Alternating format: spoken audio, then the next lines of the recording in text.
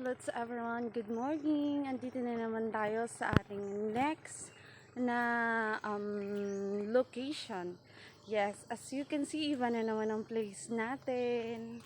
Here na naman tayo. Maganda dito guys, then hindi siya rough road katulad ng iba nating mga dinadaanan.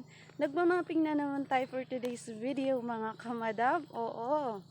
At as you can see, maganda yung dadaanan natin, umagang umaga, hindi siya masyadong mainit. Kasi may umbrella naman talaga tayo, kaya kahit mainit, may pang-protect tayo. Sana all. At saka hindi siya rough road guys, kasi nga, ano siya, sementado. Loko. Diba, sementado yung dadaanan natin at hindi siya rough road. Kaya magandang kung pagdadaanan mo to. Anong pagdadaanan? I mean pala dadaanan mo tong daan na to, highway na to.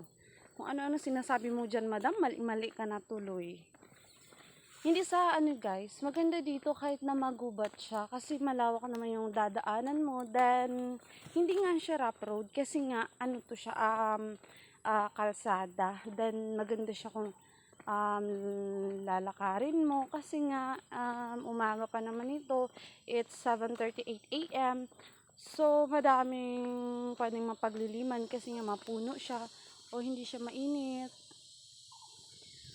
ulo mo lang ang iinit. Charista.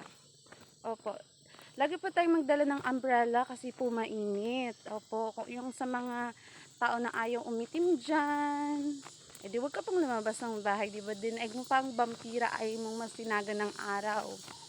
Kasi sayang ang sabon. Huy! Wag ganun.